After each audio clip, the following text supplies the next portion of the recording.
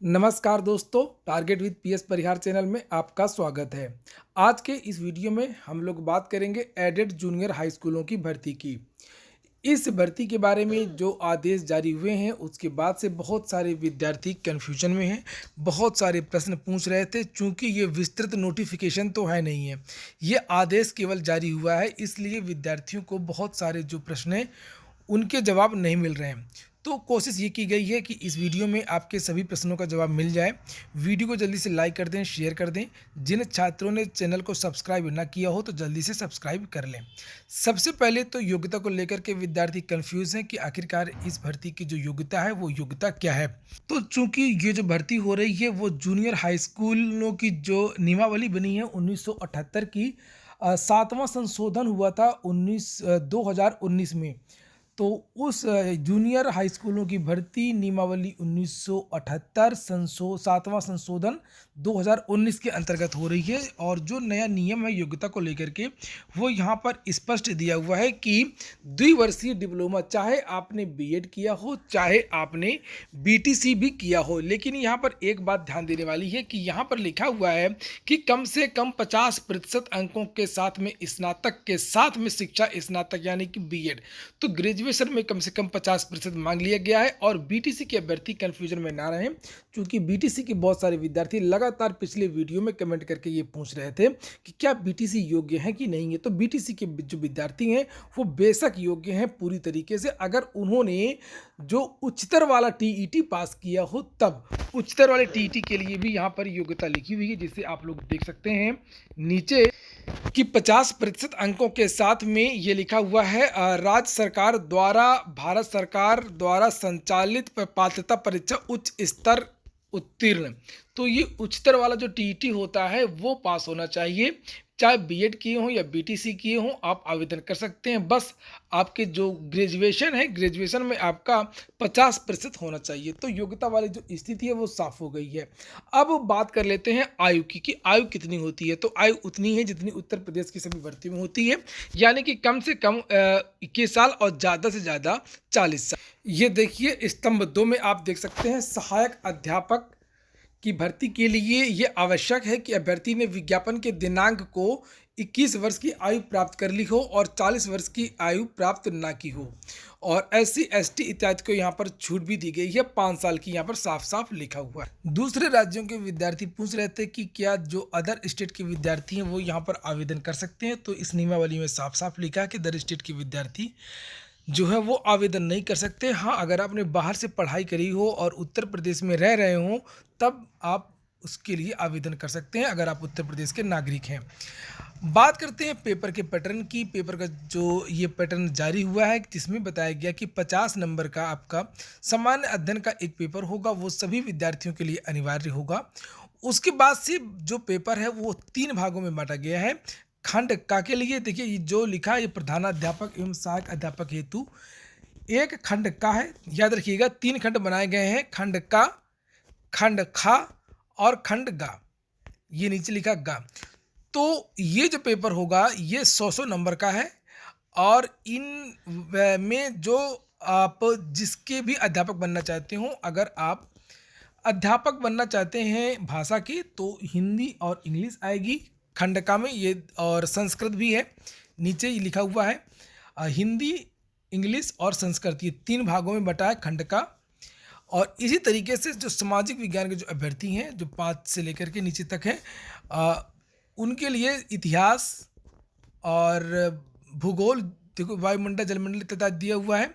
तो जितने भी सामाजिक विज्ञान के जो विषय होते हैं उनसे संबंधित प्रश्न पूछे जाएंगे। और जो खंड गा है, तीसरा गा है, वो जो है गणित और विज्ञान 2 चीज़ें उस पेपर में आएंगी।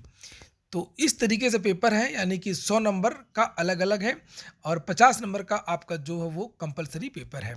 और जो प्रधानाचार्य का जो पद है उसके लिए 50 नंबर का एक अलग से पेपर होगा प्रबंधकीय।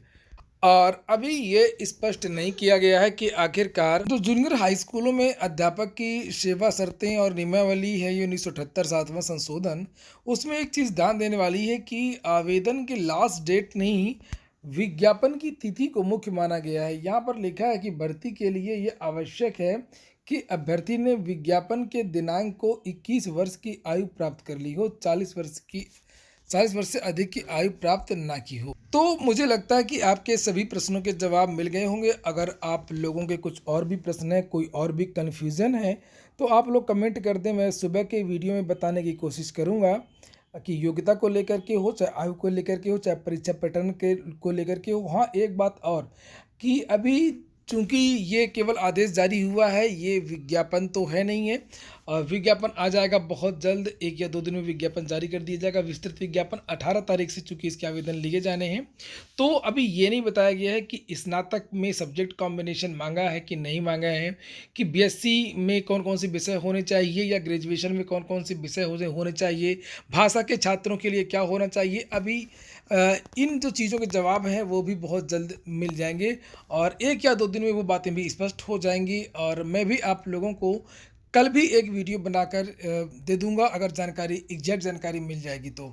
फ़िलहाल उसके लिए थोड़ा-सा इंतज़ार करिए, क्योंकि जो योग्यता की बात है उसमें केवल और केवल फ़िलहाल स्नातक लिखा हुआ है कि केवल स्नातक इसमें माँगा गया है। स्नातक और जो ट्रेनिंग है आपकी बीएड या बीटीसी और उच्च प्राथमिक टीईटी, केवल ये 3 योग्यताएँ माँगी गई हैं। इसके अलावा जो भी दिशा निर्देश, जो भी नियमावली है उसमें इसके अलावा कुछ भी योग्यता स्पष्ट रूप से नहीं कही गई है। ऐसी कोई भी बात फ़िलहाल नहीं दिख रही है। और जो विज्ञापन है, तो विज्ञापन आपका जो है 18 को आ रहा है। एक बार डेट फिर से देख लीजिए। रजिस्ट्रेशन है जो 22 तारीख से रजिस्ट्रेशन आरंभ हो जाएंगे और लास्ट डेट इसकी 8 मार्च यहाँ पर दी हुई है और 11 अप्रैल को आप लोगों की परीक्षा भी हो जाएगी। तो बहुत जल्दी ये जो भर्ती है वो पूरी होने वाली है और जैसे ही परिणाम आएगा उसके तुरंत बाद आप लोग काउंसलिंग हो जाएगी। 1 हफ्ते का समय मिलेगा, ये भी नियमावली में लिखा हुआ है। और चयन प्रक्रिया के बारे में मैं पहले ही एक वीडियो बना चुका हूँ कि चयन प्रक्रिया आप लोगों की उसी तरीके से होगी जिस तरीके से 69,000 शिक्षक भर्ती हुई थी, यानी कि टीईटी के नंबर नहीं जोड़े जाएंगे, केवल जो एकेडमिक के 40% नंबर जोड़े जाएंगे। एकेडमिक के जो प्रतिशत हैं उसका 10%, यानी कि हाई स्कूल के प्रतिशत का 10%, इंटर के 10% का 10%, ग्रेजुएशन के 10% का 10% और जो आपने ट्रेनिंग की है बीटीसी या बीएड जो भी किया है आपने उसके प्रतिशत का 10%। और जो आपकी परीक्षा होने जा रही है सामान्य अध्ययन की और संबंधित विषय की 150 नंबर की, उसमें आप जितने प्रतिशत नंबर लाएंगे उतने प्रतिशत का 60% इस तरीके से जोड़ करके आपका गुणांक बनेगा और इस तरीके से आपकी भर्ती प्रक्रिया पूरी हो जाएगी। पदों की संख्या उतनी ही है, लगभग टोटल जो पद हैं वो 1800 पद हैं।